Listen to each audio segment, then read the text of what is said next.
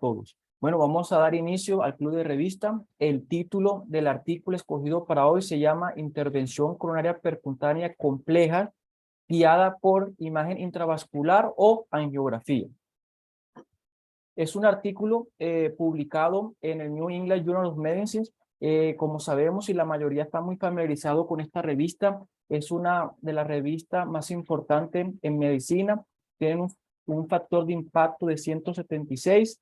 Ha sido muchas veces citada y siempre se encuentra en el cuartil 1, lo que quiere decir que está en el 25% de la revista más importante en la literatura médica. Estos son sus autores principales. El primero se llama Jo Jung Han, es un médico coreano, trabaja actualmente en el Samsung Medical Center en el Corea del Sur, es hemodinamista, cardiólogo intervencionista y tiene alrededor de 437 publicaciones y ha sido citado más de 8,000 veces. Y el segundo autor más importante de este trial es Jo Moon Lim, también es un cardiólogo intervencionista de la Universidad de Medicina de Seúl, Corea, y también trabaja en el Samsung Medical Center y tiene alrededor de 249 publicaciones.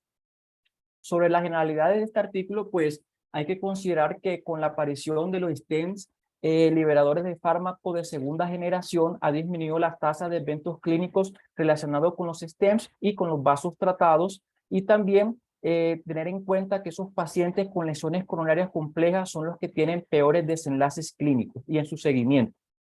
Cuando utilizamos estas terapias como el IBUS y el OCT, el IBUS es una técnica de ultrasonografía intracoronaria y el OCT una tomografía de coherencia óptica. Estos dos métodos de imágenes intravasculares son muy buenos para caracterizar qué tipo de lesión tienen nuestros pacientes, si es una lesión de calcio, si está con alta carga trombótica, si tiene alguna complicación como disección, y también nos sirve mucho para también proporcionar qué tamaño vamos a utilizar en el stent, el tamaño del vaso a tratar. También pues nos ayuda mucho a determinar la zona de aterrizaje del stent, que es lo que se llama landing zone, y también es muy útil para saber que el stent quedó muy bien expandido y aposicionado. Y también para ver las complicaciones después de una implantación en un stent, en este ejemplo como la disección, ya que esto va a tener como consecuencia aumento de riesgo de trombosis del stent, infarto agudo del miocardio y revascularización repetida en el vaso tratado. Como generalidades, pues traigo estos artículos inicial como el Home Dance IBUS. Es un estudio en el cual se quería comparar si la intervención coronaria percutánea guiada por IBUS versus guiada por angiografía solamente. Y en este estudio, pues, era un estudio en un único centro prospectivo aleatorizado, en el cual iban a tratar lesiones complejas y el objetivo principal era el MACE, que era la muerte, infarto agudo de miocardio y revascularización del vaso tratado, y también otro desenlace era la trombosis tardía del stent. Tuvo un seguimiento de 18 meses y tuvo alrededor de 210 pacientes con una asignación 1 al grupo guiado por imágenes intravasculares, IBUS en este caso, y el otro, la intervención percutánea guiada por angiografía. Los criterios de inclusión eran lesiones coronarias tipo B y C de la AJA, lesiones en la arteria descendente anterior proximal, que comprometieran también el tronco coronario izquierdo, una longitud de una lesión de más de 20 milímetros, diámetro de referencia del vaso menos de 2.5, y también se incluían pacientes con stent, con restenosis, que tuvieran como comorbilidad de diabetes y síndrome coronario agudo. Acuérdense que en este estudio pues se quería valorar pues lesiones complejas. Y se consideró la implantación óptima del stent, aquella que se dilataba y tenía adecuada posición de todos los struts en la pared del vaso, que tuviera una área luminal mínima de 5 milímetros cuadrados y con una expansión más del 90% con referencia al vaso distal, y que no hubiera tenido ninguna complicación tipo de disección. Aquí se utilizaron stents de primera generación, que era el Taxus, que era con plaquitacel, y el Safer, que era con sirolimus. Y aquí podemos ver, comparando el MACE y trombosis del stent en los pacientes que fueron implantaron un stent guiado por IBUS y guiados por angiografía, no hubo ninguna diferencia significativa. Este estudio pues tiene mucho sesgo, ya que a la mayoría de estos pacientes después de los 6 meses le suspendieron la doble antiagregación plaquetaria, y ahí fue donde se vio que aumentaron pues los porcentajes de trombosis del stent. Pero estos son de los estudios iniciales en el cual se comparó el IBUS con la angiografía. Posteriormente, pues tenemos otro estudio muy importante, que el IBUS XPL, que es un estudio en el cual también se quería comparar la implantación del stent guiado por angiografía versus guiado por imagen intravascular. En este caso el IBUS ocurrió también en Corea, fueron 20 centros y era un estudio aleatorizado con intención a tratar y fue ya con una muestra mucho mayor de 1.400 pacientes, y aquí lo que se querían valorar específicamente eran lesiones coronarias largas mayores de 28 milímetros. También tuvo una asignación 1:1 y aquí ya comenzaron a utilizarse pues stent de segunda generación como el Science Prime. Y aquí el desenlace primario era muerte cardíaca, infarto agudo del miocardio relacionado con la lesión tratada y revascularización del vaso tratado, y aquí el seguimiento fue por 1 año. Y aquí viendo los desenlaces de los eventos cardíacos adversos mayores, el MACE, podemos ver que fue mucho menor en el grupo que se hizo la intervención craneal percutiana guiado por IBUS en comparación guiado por angiografía con un hazard ratio de 0.48 y una P significativa. Y aquí en la curva también podemos ver que le fue mucho mejor a esos pacientes que se utilizó pues IBUS en este escenario con lesiones coronarias largas. Otro estudio muy importante, y aquí ya comienza uno a tener mayor importancia, cómo definir los criterios para optimización del STEM. Aquí voy a hablarles sobre el Ultimate Trial, que fue un estudio prospectivo multicéntrico aleatorizado publicado en el 2018 en el JACC, donde se hizo el estudio en 8 centros, y aquí era ver el beneficio del IBUS versus la angiografía en implante de STEMs en todos los pacientes. Aquí cogieron pacientes con lesiones complejas, no complejas, cortas, largas. Aquí quisieron evaluar cualquier tipo de lesión coronaria a tratar. El estudio fue analizado por intención a tratar una población de 1.448 pacientes. También fue una asignación 1:1 y un seguimiento a 12 meses, cuyo desenlace primario era el falla del vaso tratado, considerándose el compuesto por muerte cardíaca, infarto y revascularización impulsada clínicamente. Y los criterios de inclusión eran síndrome coronario agudo, isquemia silente, indicación de implante de un stent de segunda generación. Y aquí los criterios de exclusión fueron oclusiones totales crónicas que tuvieron una expectativa de vida menos de 12 meses y que tuvieran calcificación severa utilizando pues aterotomía rotacional, y que el operador tuviera menos de 200 intervenciones percutáneas al año. Entonces aquí, que eran cómo se definía la optimización del STEM en el grupo guiado por angiografía versus el grupo guiado por IBUS. En el grupo guiado por angiografía, el diámetro y la longitud del stent, más que todo se hacía por estimación visual y tenía una relación de tanto del stent con el vaso con una relación 1:1. Y la podilatación se utilizaba con un valor NC que era no complaciente y también con una relación del vaso y stent 1:1 inflado a más de 18 atmósferas. Y el éxito angiográfico se consideraba esos pacientes que tenían flujo TIMI 3, una estenosis residual menos del 20% y que tuviera ausencia de disección. En los parámetros guiados por IBUS, pues siempre antes de hacer el IBUS, antes de avanzar el sistema, se ponía nitroglicerina de 100 a 200 microgramos, el catéter se ponía 10 milímetros distal a la lesión y el pullback se hacía a una velocidad de 0.5 milímetros por segundo. Y se consideró una PCI óptima que tenía que haber cumplido con estos 3 criterios. Uno, una área luminal mínima de 5 milímetros cuadrados, una expansión del stent mayor del 90% en relación a su vaso distal y una carga de placa menor del 50% y que no hubiera disección. Si cumplía estos 3 criterios, se consideraba una adecuada optimización del stent. Y aquí podemos ver los resultados a los 12 meses al año, en donde se comparó que los pacientes que utilizaban imagen intravascular, el IBUS, pues tenían mejores desenlaces con un hazard ratio de 0.5, y aquí en la figura de la derecha podemos ver que esos pacientes que hubo una adecuada optimización del STEMS, pues también tenían mejores desenlaces clínicos al seguimiento a 1 año, comparados con aquellos que tenían una optimización del stent subóptima. Recordar que aquí tenían que cumplir con los 3 criterios anteriormente pues descritos.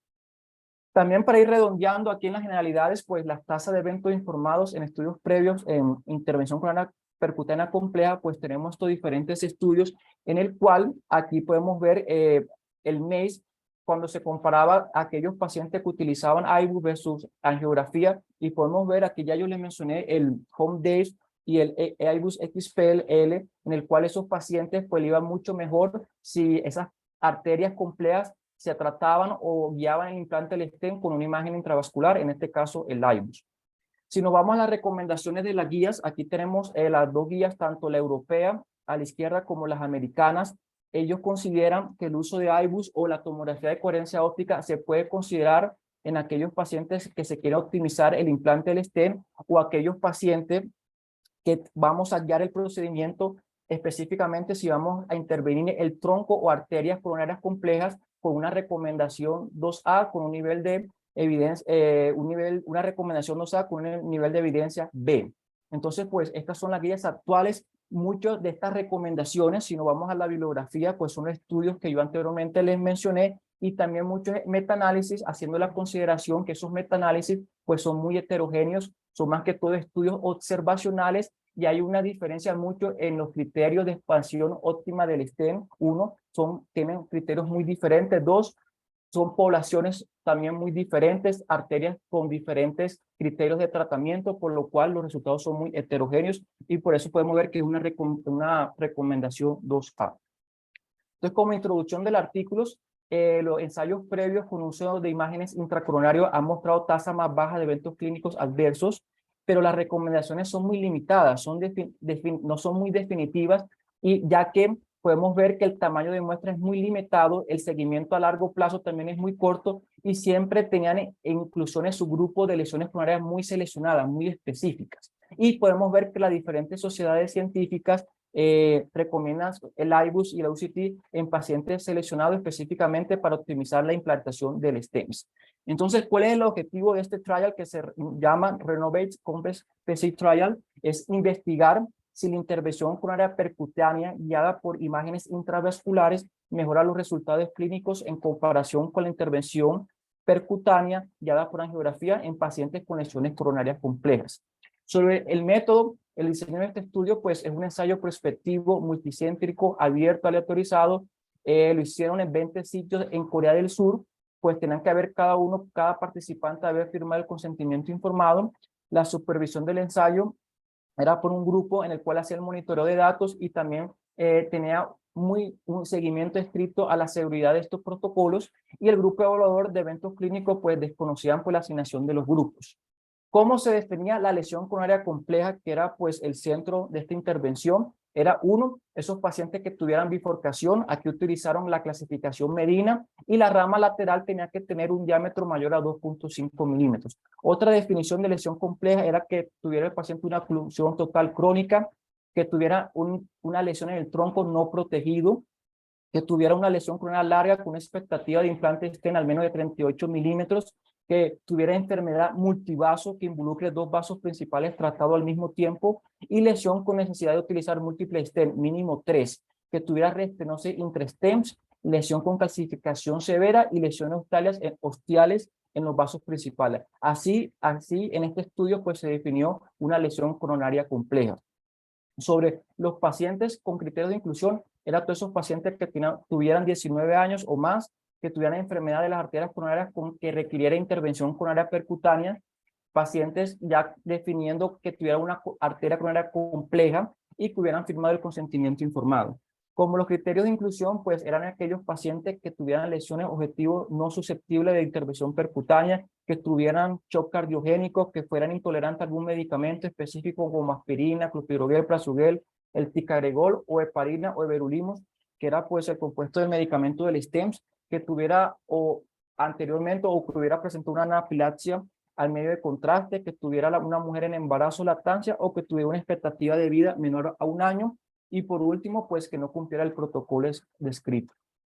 Sobre la aleatorización, pues se asignó un grupo de 2-1, ya que uno pues utilizaban IBUS o UCT y eso se iban a comparar con los pacientes que estaban en el grupo de la angiografía, pues se utilizaron un programa basado en la web y la aleatorización se realizaba por bloques permutados con tamaños de bloque de 6 y la estratificación se realizó por la presentación clínica y el centro participante, específicamente en pacientes que tuvieran cardiopatía isquémica estable o síndrome coronario agudo.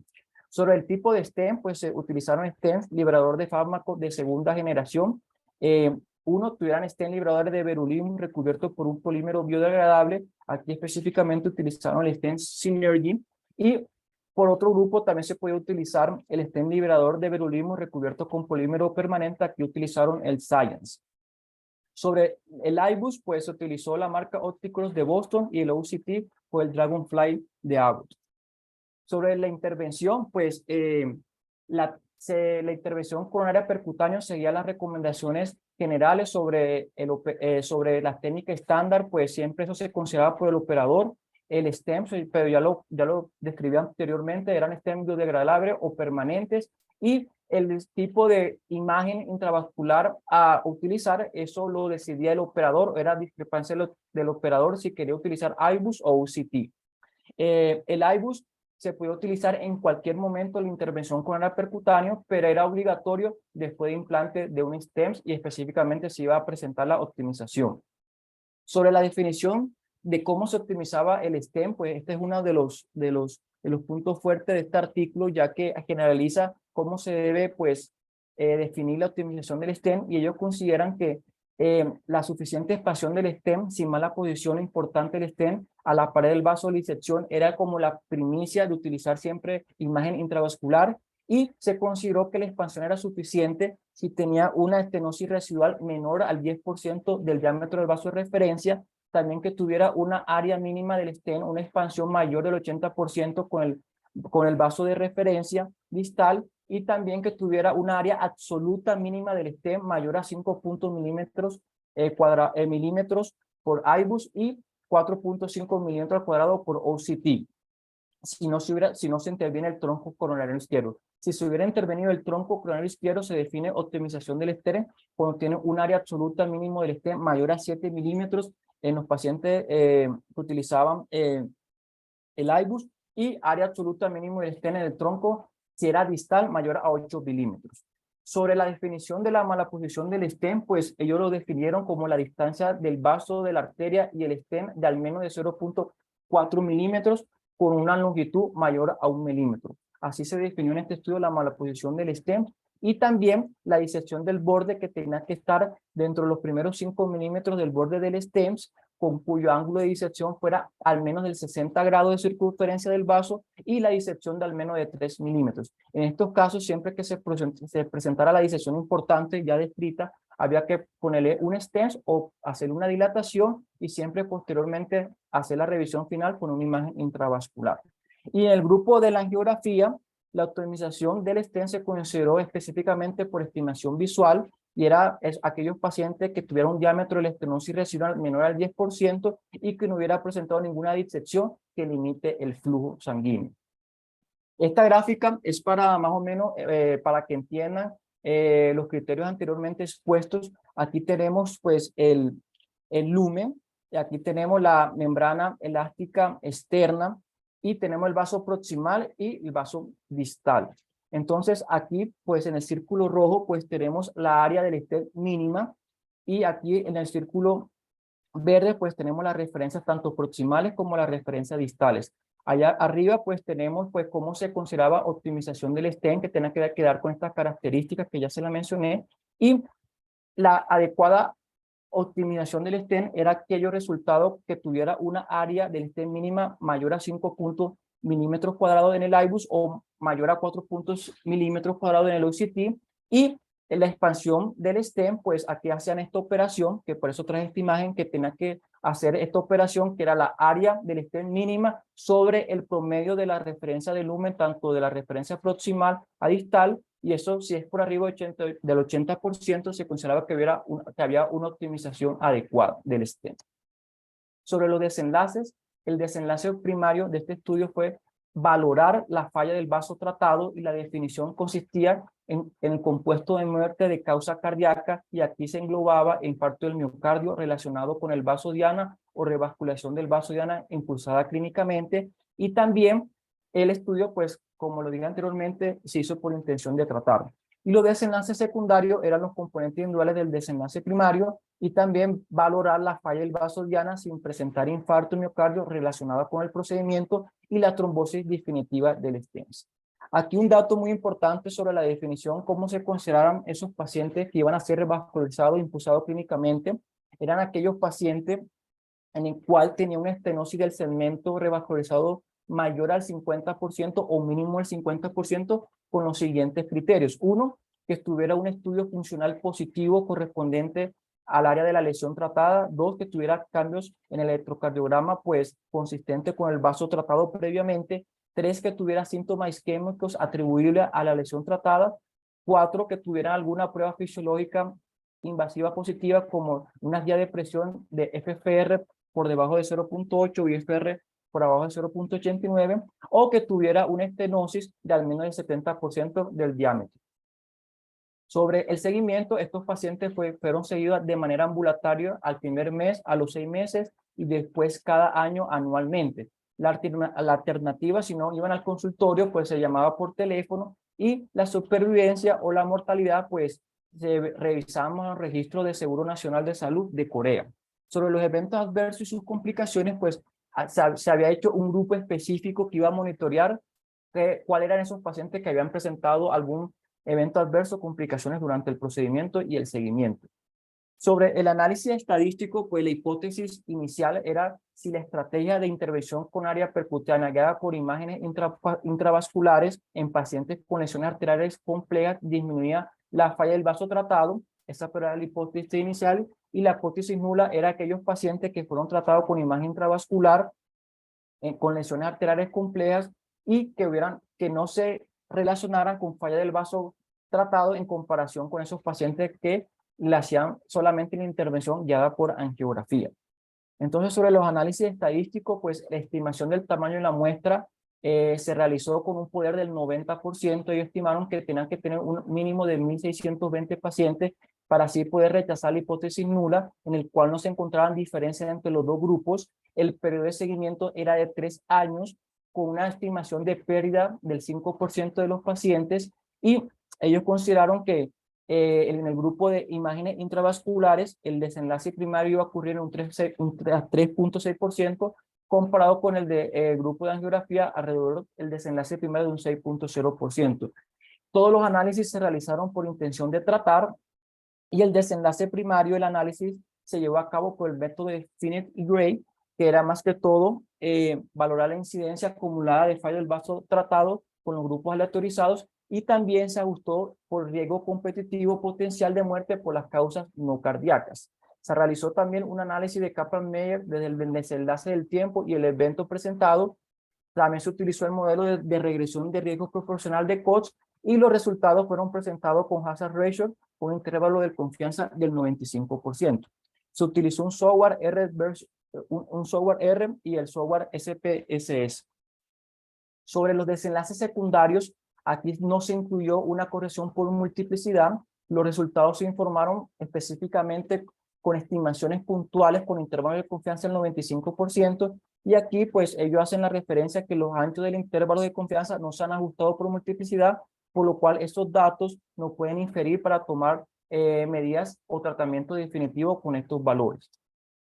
Ya viendo los resultados de este estudio, pues podemos ver que fueron recolectados entre mayo del 2018 hasta el mayo de 2021. Inicialmente había una gran población de 5.588 pacientes, en el cual de esos 5.000, 3.947 pues no fueron específicamente ingresados al estudio, ya que tenían pues diferentes criterios de exclusión, como 1, que no presentaban lesiones coronarias complejas; 2, que ya habían tenido revascularización quirúrgica previa; 3, que ya se habían negado a la revascularización percutánea; y 2, pues muchos de ellos habían presentado choque cardiogénico cuando lo iban a ingresar, y muchos también pues no firmaban el consentimiento informado. En un total pues aleatorizaron 1.639 pacientes. En el grupo de imágenes intravasculares coronarias hubo una población de 1.092, y en el grupo de angiografía de 547. En el grupo de IBUS y OCT, pues hubo 14 pacientes que no cumplieron con el protocolo, ya que muchos de estos pacientes pues rechazaron el tratamiento. No fue posible realizar la intervención coronaria, ya que el sistema de IBUS o OCT pues no se pudo hacer, no pudo pasarse, o la intervención coronaria percutánea fue fallida, y uno se perdió durante el seguimiento, por lo cual se incluyeron tanto en todo el análisis, ya que era un estudio hecho por intención a tratar. En el grupo de la angiografía, pues aquí 13 pacientes violaron los protocolos, 3 pues no firmaron el consentimiento informado, pero todo esto se incluyeron en el análisis ya que fue por intención a tratar. Estos son los resultados principales. Esta es la tabla 1 que ve las características de los pacientes. Aquí podemos ver que en la población el 80% pues eran hombres, el 50% tenía enfermedad coronaria estable y el otro 50% presentaba síndrome coronario agudo. Y los factores de riesgo más importantes o más prevalentes eran hipertensión arterial, diabetes. Ya hay un grupo importante, en el 24% ya habían tenido intervención coronaria percutánea previa. Y también llama la atención que en este grupo de pacientes la fracción de eyección en la mayoría eran conservadas. Sobre los tratamientos que tenían estos pacientes o con los que se dejó, la mayoría pues utilizaba doble antiagregación plaquetaria. El uso más frecuente del segundo antiplaquetario era clopidogrel y el 95% usaban estatinas. Sobre los resultados, también es muy importante sobre las características de las lesiones. En el 54% pues eran lesiones difusas, en el 38% era enfermedad coronaria multivaso, y también es un dato muy importante, pues mínimo se habían tratado 2 vasos en cada paciente. Otro dato muy importante, ya que para escogencia de la imagen intracoronaria, hubo más prevalencia en escogencia por el operador de utilización del IBUS, alrededor del 75%, y en el grupo de tomografía de coherencia óptica un 25%. Y en el 98% pues el procedimiento fue exitoso. Algo muy importante sobre los resultados de la característica del procedimiento, el uso de las imágenes intracoronarias pues asociado a mayor uso de balones no complacientes. La área luminal mínima después de la intervención con la percutánea guiada por imagen intravascular fue de 2.8 más o menos 0.5, y el área luminal mínima en los pacientes guiados por angiografía fue de 2.7. También un dato muy importante y lo que llama la atención es que la optimización del stent en aquellos pacientes que fueron guiados por intervención coronaria percutánea por imagen intravascular ocurrió solamente en el 45%, y en los guiados por angiografía solo ocurrió la optimización del stent en el 58%. Entonces estos datos son muy importantes pues para la discusión final. Sobre los resultados, pues el desenlace primario ocurrió en un total de 136 en el grupo de pacientes con imágenes intravascular ocurrió en un 7.7%, y en el grupo de imágenes de la intervención coronaria percutánea guiada por angiografía ocurrió en un 12% con un hazard ratio de 0.64, como lo vemos aquí en la figura de las curvas, con una P muy significativa. Eso fue en el desenlace primario, pues que le da favorabilidad a aquellos pacientes con lesiones arteriales complejas. El uso de imágenes intravasculares pues tiene menos MACE en comparado con la intervención guiada por angiografía.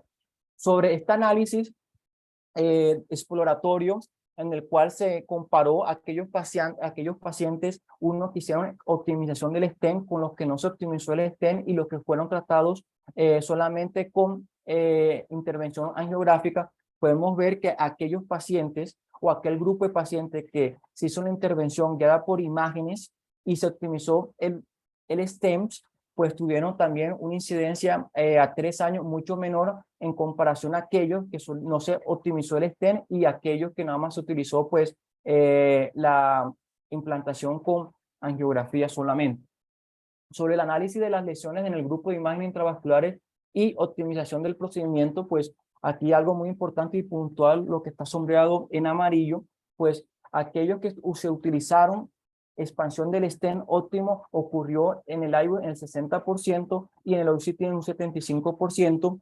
También podemos ver que aquellos pacientes que utilizaron OCT hubo un mayor grado de disección, y aquellos pacientes que presentaron o que utilizaron la imagen intravascular OCT también tuvieron el mayor número de malaposición del stent.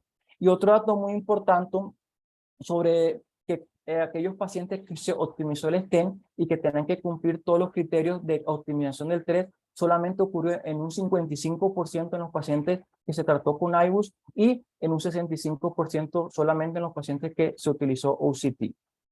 Sobre los desenlaces secundarios, pues aquí podemos ver que también aquellos pacientes, pues en la mayoría, en los subgrupos, podemos ver que aquellos que fueron tratados con imágenes intravasculares tuvieron menos desenlaces, menos MES en comparación pues con los que solamente se utilizó la intervención guiada por angiografía. Y aquí en el análisis de grupos podemos ver que la mayoría se inclina hacia el uso de imágenes intravascular, específicamente aquellos pacientes que tienen oclusiones totales crónicas, que se terminó en el tronco no protegido, que tengan lesiones coronarias difusas y que también tuvieran pues lesiones pues ostiales. Pero esto más o menos, esto solamente pues en los subgrupos, por lo cual pues esto pues aquí para generar hipótesis. Y sobre las complicaciones relacionadas al procedimiento durante la hospitalización, podemos ver en comparación de lo que utilizaron imágenes guiadas o utilizaron pues solamente el método de la angiografía, podemos ver que la perforación ocurrió pues con un porcentaje mucho mayor en los pacientes que utilizaron imágenes intracoronarias.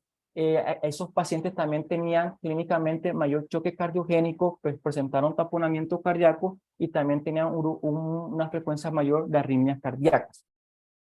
Ya entrando a la discusión, pues en este trial podemos ver que la PCI o la intervención coronar percutánea guiada por imágenes intravasculares, específicamente en lesiones complejas, se asoció a una disminución de la incidencia de la combinación de muerte pues, por causas cardíacas en comparación a aquellos que fueron intervenidos guiados por angiografía.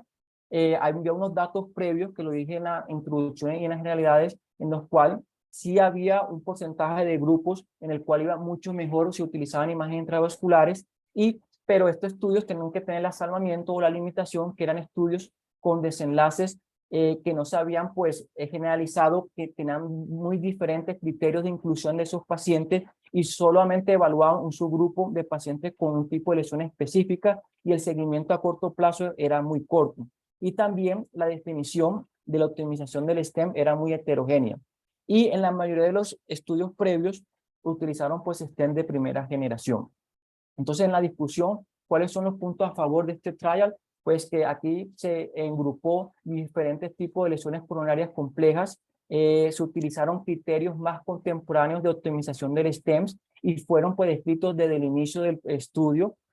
También tuve en cuenta que el operador pudo decidir qué técnica utilizar, si el IBUS o el OICT, y en general esto logró una incidencia menor de 37% de infarto de miocardio relacionada con el vaso tratado y también disminución de las muertes por causas cardíacas, en comparación a la PCI guiada por angiografía.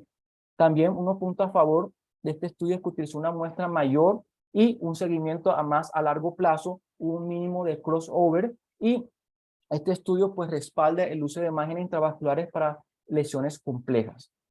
Este estudio también es muy importante, en el cual es muy similar, pero con una población mucho menor, y aquí pues querían valorar específicamente el diámetro mínimo del lumen posterior al procedimiento, y este estudio se conoce como el LABIO Trial.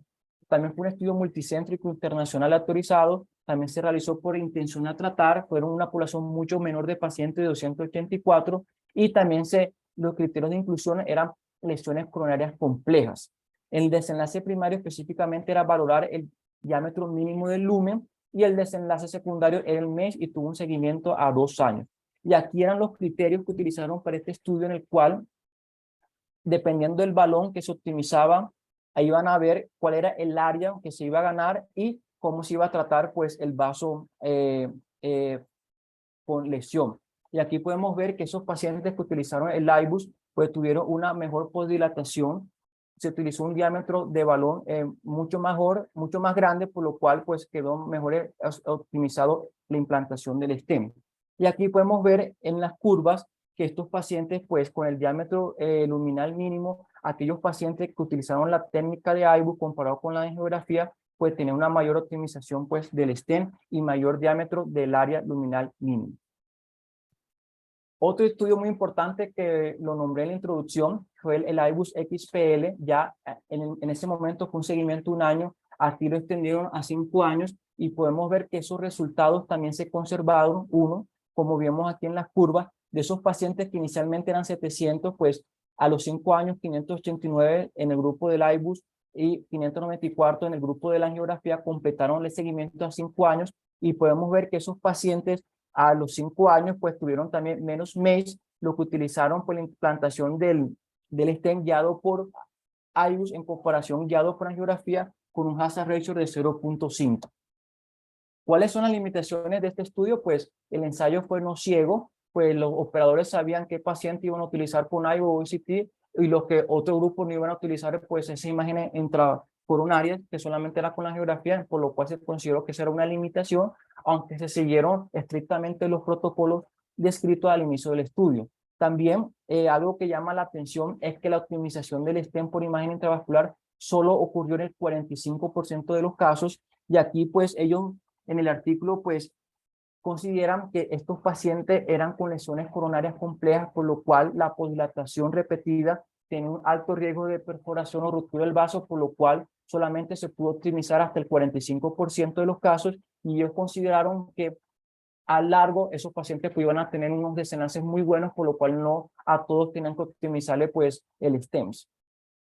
También pues como otra limitación, en el grupo, pues, o en el brazo de los pacientes intervenidos percutáneamente por angiografía, la optimización del stent, pues, se hizo de manera cuantitativa, por lo cual ellos también consideran que una limitación.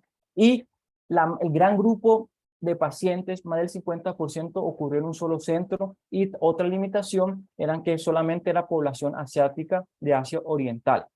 Y también ellos consideran que el uso de imágenes intravasculares, eso puede aumentar los costos de los procedimientos, por los cuales ellos siempre recomiendan hacer un análisis de costo-efectividad para así poder tomar las decisiones más adecuadas. Y otra limitación, pues, los patrocinadores que fueron Abbott y Boston Scientific. Sobre la conclusión del estudio, pues, aquellos pacientes que presentaban arterias, anatomía compleja o arterias coronarias complejas, el uso pues, de imágenes intravasculares se asoció a una incidencia acumulada más baja de un compuesto de muerte en comparación pues, con los pacientes que se hizo una intervención guiada por angiografía. Sobre la carta del editor, pues así se titula pues, el editorial. Cuando las imágenes hablan, escúchalas. Pues el editor, pues ellos consideran que cada vez hacen intervención con una percutánea más frecuente en pacientes con síndromes coronarios agudos y crónicos y pacientes con alto riesgo quirúrgico que no son operables, por lo cual lo llaman a revascularización percutánea. También se considera que hay un avance muy importante en los materiales, en los dispositivos y en el tratamiento antitrombótico, por lo cual esto va a llevar a mejores desenlaces a futuro, y que las imágenes intravasculares provee detalles anatómicos no vistos con la angiografía, por lo cual este es un plus de utilizarla. Y también pues él hace el punto crítico que el IBUS en general solo utiliza en el 16% de los procedimientos, por lo cual él llama pues que deberemos tenerlos más a la mano y utilizarlos más específicamente en cierta población, los que tengan pues lesiones coronarias complejas o cuando vayamos a intervenir el tronco coronario izquierdo. También ellos refieren que siempre cuando vamos a intervenir el tronco o una enfermedad coronaria compleja debemos guiarnos el procedimiento por imágenes coronarias intravascular, y también llama la atención que en la mayoría de veces estos pacientes no cumplen todos los criterios de optimización del stent, pero tienen mayor desenlace a favor a futuro siempre y cuando se utilicen las imágenes correctamente. Y la limitación, también él resalta que solamente el estudio fue realizado en un solo país. Y por último, él recomienda que cuáles son los mecanismos propuestos en el cual las imágenes intracoronarias hacen que tengan mejores resultados de la intervención. Pues él resalta que vamos a tener una determinación más precisa del tamaño del vaso. Esto va a hacer que se conduzca a una mayor expansión del stent en funcionamiento, porque ya tenemos las medidas exactas del vaso y el stent que vamos a colocar. También es muy útil para la identificación de las complicaciones, específicamente la disección. Y esto, cuando utilizamos las imágenes, el IBUS va a tener menor riesgo de recurrencia de la lesión tratada o la restenosis intrastems. Y bueno, este era el estudio que le quería presentar hoy y pues se abre la discusión. Alberto, muchísimas gracias. Pues creo que tenemos, además de la audiencia usual del Club de Revista, está el doctor Juan Manuel Senior, quien es el coordinador y director de el posgrado de intervencionismo y hemodinamia, y tenemos un egresado nuestro que nos honra con su presencia. Que bienvenido, Javier. Comentarios de parte de ustedes, qué preguntas tienen, experiencias nuestras. Adelante, Juan Manuel, Javier y todos ustedes. Carolina, adelante. Tienes el micrófono a tu disposición. Gracias, Alberto. Te quiero felicitar por la excelente presentación y tengo como una pregunta. Mi pregunta es acerca de qué tanta experiencia o entrenamiento requiere el hemodinamista para para valorar pues para realizar la optimización del stent guiado por imagen, pues dado que logramos ver en el estudio como una mayor incidencia a eventos adversos con este tipo de revascularización. Y la otra es si este entrenamiento o esta experticia cambia dependiendo del IBUS o el OCT, porque también vimos que hay como una mayor prevalencia de efectos adversos como son la disección y la malposición con el OCT. Claro, muchas gracias.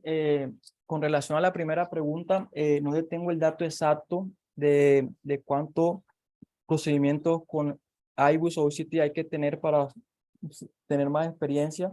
En los estudios de inclusión, como lo nombré al comienzo, ellos siempre refieren que tuvieran un porcentaje mayor de 200 intervenciones al año, pero ahí no especifican si son intervención coronaria percutánea estándar o utilización de imágenes intracoronarias. Pues cada vez vemos más uso de imagen específicamente dependiendo de la lesión, y ellos, tanto el artículo, ellos tienen que más o menos se utilicen un 20% de los procedimientos, y en otras referencias que leí hasta un 30% de todos los procedimientos utilizan imágenes. Entonces, pues más o menos, pues siempre tenemos que familiarizarnos con eso, como la experiencia propia, lo que me dicen pues los profes y pues nuestros compañeros. Nosotros tenemos buen volumen de uso de imagen intravascular, y pues cada vez tenemos que familiarizarnos más con ello. Sobre por qué hay más utilización del IBUL OCT, a mí también me llamó la atención, y en la vida real creo que también es así, pues eso también depende mucho de la parte administrativa y de lo que hay en cada hospital, pero ellos dan una recomendación, y si nos vamos a las guías que yo mencioné inicialmente, tanto la europea y como las americanas, ellos recomiendan que si vamos a intervenir el tronco, pues que nos inclinemos más hacia el IBUS. Nos da una caracterización mejor de la lesión y una imagen más profunda comparada con el OCT. En el OCT pues hay que lavar pues la sangre con medio de contraste, es un poquito el uso, necesita un poquito más de experiencia el operador, y también dependiendo de la lesión, si nosotros queremos ver mala posición del stent, pues el OCT tiene mejor recomendación. Si queremos ver qué tipo de lesión tiene la placa vulnerable, trombodisección, el tipo de placa aterosclerótica, pues utilizamos más el OCT, pero en las dos, pues tiene muchas ventajas, y pues cada día pues veo que utilizan más un poco el IBUS. No, pronto ahorita los doctores hemodinamistas que están acá, el doctor Beltrán y el doctor Seno, pues pueden profundizar o complementar más, responder mejor estas preguntas. Gracias, Alberto. En el orden de la palabra está el doctor Edison. Edison, tienes el micrófono a tu disposición. Buenas noches para todos y gracias, Alberto, por tu presentación. Yo tenía una inquietud respecto pues este estudio y digamos que el escenario de Minoca nos resalta la importancia de la imagen intravascular dentro de, pues en Minoca dentro del enfoque del paciente, y aquí en una buena resultado angiográfico del stent. Pero desafortunadamente, como tú lo mismo lo dijiste, no tenemos todavía unos estudios de costo-efectividad y a veces los costos en el medio nos limitan. Entonces, no sé, vos, Alberto, o los profes hemodinamistas, ¿qué nos podrían orientar de qué tan fácil es instaurar definitivamente la imagen intravascular dentro del accionar relativamente rutinario, pues en estos escenarios donde se va mostrando su impacto? Y adicionalmente, ¿qué tanto tiempo adicional consume la aplicación de estas técnicas y qué implicaciones tendría esto en el funcionamiento habitual del servicio de hemodinamia? Muchas gracias. Gracias, Edison. Profe, muy buenas preguntas. Voy a comenzar por la última, sobre el tiempo. En el estudio, como en los variables de exploración del análisis, no hubo una diferencia significativa en aquellos que se utilizaron imágenes intracoronarias versus intervención guiada por angiografía. No hubo diferencias significativas en el tiempo, ni tampoco en el medio de contraste, aunque uno sabe que de pronto se gasta más medio de contraste y más tiempo si utilizamos imágenes intravasculares, pero no hubo diferencias significativas. Sobre la experiencia, pues cuando utilizamos imágenes, sí, el tiempo es mucho mayor, tiempo de fluoroscopio, de pronto el tiempo de intervención, pero en los estudios que revisé y específicamente en este, no es significativo en comparación en la intervención guiada por angiografía. Y sobre los costos, sí, es una limitante. Ellos siempre se recomienda pues hacer costo-efectividad. Sabemos que si nosotros colocamos un stent guiado por imágenes, específicamente en tronco, en lesiones ostiales, en restenosis entre stents, sabemos que el paciente va a tener un desenlace a largo tiempo mucho mayor y eso va a evitar ingresos hospitalarios, va a evitar otra vez infartos del vaso relacionado, muerte, y eso a largo plazo, pues en teoría va a llevar a menos costos en el sistema, pero ese estudio de costo-efectividad, pues sería interesante pues poderlo realizar. Gracias, Alberto. No sé si Juan tiene alguna observación para hacer. Buenas noches. Buenas noches, Juan. Buenas noches, profe. Sí, no, hay varias cosas que son interesantes con respecto al estudio que acaba de presentar Alberto, que lo desmenuzó en muy buena forma. Yo creo que, pues, los últimos estudios, lo que estamos viendo en intervencionismo va hacia eso. Uno, a la imagen intravascular y otro a la evaluación funcional. En la evaluación funcional con todas las medidas de basales o con reto con medicamentos para obtener vasodilatación o una hiperemia máxima, pues ha habido resultados encontrados, pero el grueso de la evidencia está a favor de su utilización en ciertos escenarios. Igual pasa con el ultrasonido intravascular. El estudio Ultimate que discutió Alberto al principio en la introducción es muy claro y los resultados inclusive ya están a 3 años. Los resultados son consistentes y dice que cuando usted lo guía su intervención coronaria percutánea por ultrasonido intravascular y toma esos puntos que ellos describen en el estudio, pues la evolución de esos pacientes es mejor. Teniendo en cuenta pues lo que acaba de mencionar Edison de la costo-efectividad, pues nosotros lo que en realidad hacemos en la práctica es tratar de utilizarlos en los escenarios en donde mayor beneficio nos va a reportar. ¿Y cuáles son esos escenarios? En este, por ejemplo, que es el del estudio, una enfermedad coronaria compleja, la intervención coronaria percutánea compleja, llámese enfermedad difusa, llámese bifurcaciones o llámese compromiso de tronco o llámese oclusión total crónica o en escenarios donde se requiere preparación de la placa, en pacientes que tienen alta carga de calcio. Entonces, en esos escenarios sí es muy importante uno tener la guía de la imagen intravascular, ya sea por la tomografía de coherencia óptica o por el ultrasonido intravascular. Costo-efectividad, si uno va a ver costos intrahospitalarios, o sea, el costo del procedimiento, obviamente va a ser mucho más costoso, pues porque la utilización del solo catéter va a implicar una diferencia en el costo de la intervención.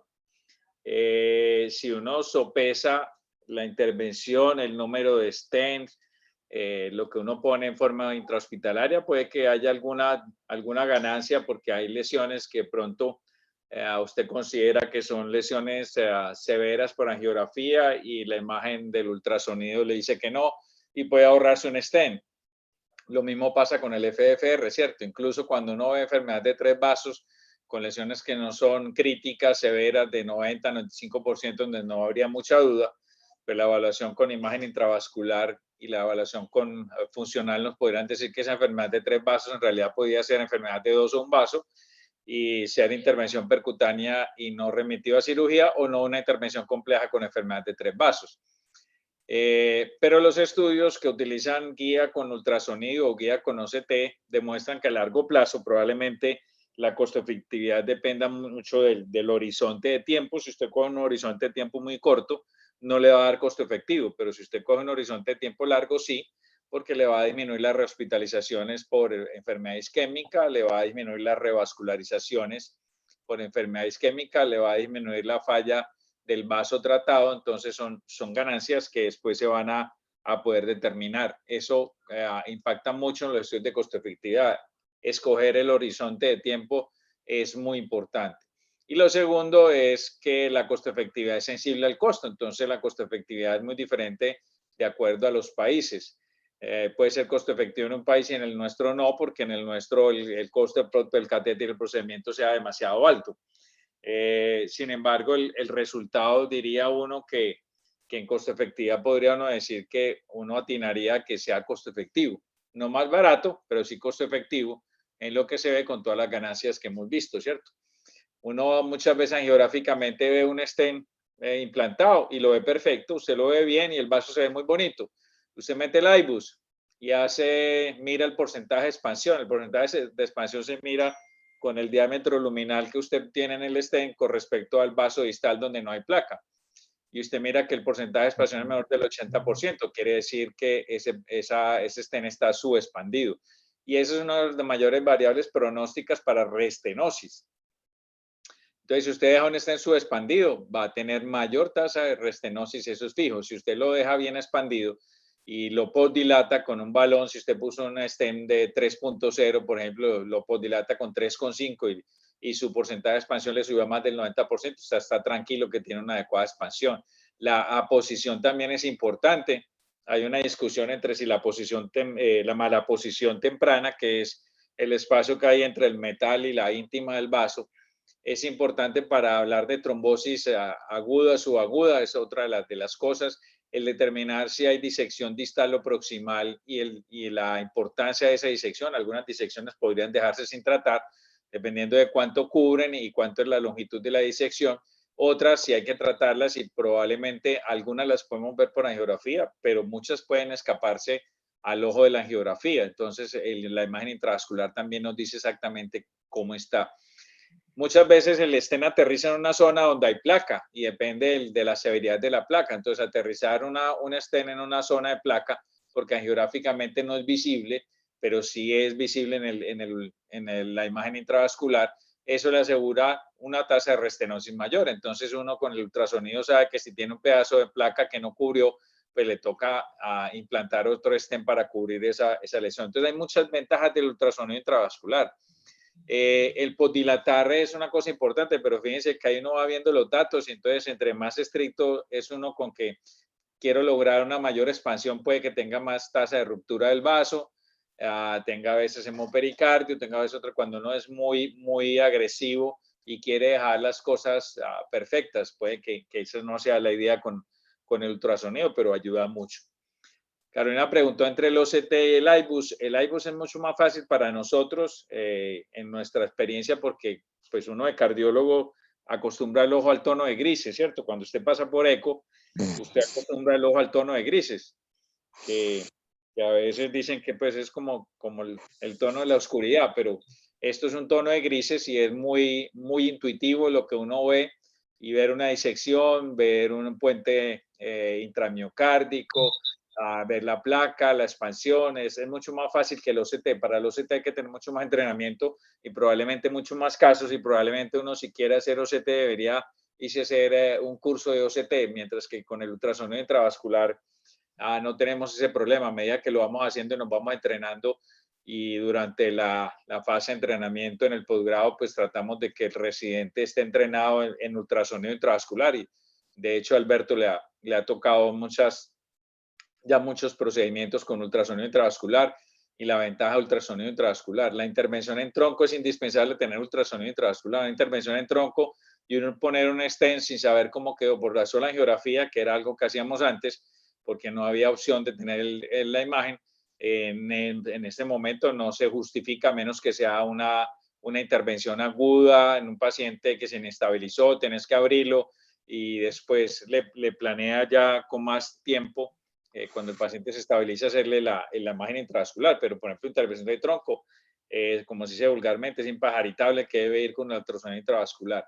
Una lesión bifurcada, una lesión larga, una lesión calcífica, es muy importante hacerla con ultrasonido. Si usted ve el calcio es muy importante porque le va a decir qué tanto puede usted hacer expansión del stent. Si usted tiene una carga de calcio muy grande, en más de 3 cuadrantes de la imagen del IBUS, y si es profundo el calcio, usted sabe que su stent no le va a expandir, y un stent subexpandido se le trombosa y se le restenosa muy rápido. Entonces, tiene uno que preparar la placa. Si el calcio es superficial, uno puede utilizar balón de alta presión, puede utilizar balón cortante o cutting balón, puede utilizar aterectomía rotacional, o si es el calcio profundo, ya sí tiene que utilizar cosas que ya no tenemos aquí, como la litotripsia con shockwave, que sí le va a craquear todo ese calcio, va a permitir que usted pueda expandir su estén. Entonces es muy importante cuando uno necesita preparar la placa. Hay muchas cosas con esto. Entonces son buenos datos. Hay registros que mostraban eso.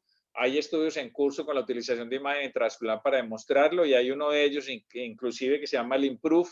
El IMPROVE es uno de los estudios que también es muy similar a este y va a tener una rama de evaluación económica y nos va a permitir saber qué tanto es el impacto de costo-efectividad, si es costo efectivo y si puede ser una terapia dominante, que probablemente a eso es a lo que se le apunte, ¿cierto? Yo me extendí hablando de esto. No, Juan, muchas gracias. Me emocioné. Démosle la palabra al resto, y Javier, si está por ahí, un saludo y oímos su opinión. Hola Juan, buenas noches y buenas noches a todos. Pues creo que usted ya resumió todo lo que se puede decir de esto, unas pocas palabras solamente. En este momento yo creo que la indicación de tronco es absolutamente válida y lógica, y yo ya en mi laboratorio la he extendido a la descendente anterior, porque creo que nosotros estamos en competencia directa con la mamaria y creo que nuestros resultados tienen que ser lo mejor posible, los óptimos, y eso se logra con ayuda de ultrasonido intravascular. Luego en tronco 100% y en descendente anterior proximal y casi que media, en lo posible yo también lo hago 100% de los casos. ¿Qué me ha enseñado a lo largo de estos años el ultrasonido? Que definitivamente uno pone stents más grandes, que uno posdilata con balones más grandes y que eso lleva a cierto riesgo que decía la doctora, sí. Y lo último que quisiera notar es que no todos los laboratorios que tienen ultrasonido lo saben usar. No solo es tener la herramienta, sino saberla usar. Cada vez vemos más ejemplos de pacientes que fueron tratados con ultrasonido y que realmente no se llegaron a niveles óptimos las expansiones de los stents y la longitud de los stents. Luego hay que saber utilizar las herramientas que tenemos. En resumen, pues creo que cada vez se debería utilizar más ultrasonido y fisiología coronaria, y a medida que vayamos utilizando más, creo que los costos también deberían ir disminuyendo en el país. Desafortunadamente la tecnología de OCT no está tan a disposición de nosotros. Yo llevo 4 años detrás de una consola y Abbott no ha tenido la consola para Colombia, pero pues ya llegará, y en un futuro pues creo que va a ser más fácil tener ambas tecnologías disponibles. Muchas gracias y excelente presentación. Me alegra estar en contacto con ustedes. Y Javier, muchas gracias. Muchas gracias, profe. Alfonso, ¿tú ibas a decir algo? Bueno, ya vamos acercándonos a las 8:30. Alberto, ¿tú quieres redondear el comentario final? Bueno, sí, bueno, este estudio pues es muy útil, es muy reciente y podemos ver que se hizo de una manera muy adecuada y nos resalta que cada vez tenemos que estar más familiarizados con esto, tanto los cardiólogos intervencionistas como los cardiólogos clínicos, y específicamente la utilidad de las imágenes intracoronarias, específicamente en lesiones coronarias complejas, es de mucha utilidad y vamos a tener mejores resultados en este tipo de pacientes. Y bueno, esto es una gran enseñanza en el día de hoy y muchas gracias por sus comentarios. Bueno, muchas gracias, Alberto. Muchas gracias a todos. Fue una noche muy especial y los invitamos a la próxima sesión. Muchas gracias. Buenas noches. Javier, un abrazo. Feliz noche. Buenas noches, gracias. Muchas Igualmente, gracias. chao. Feliz noche.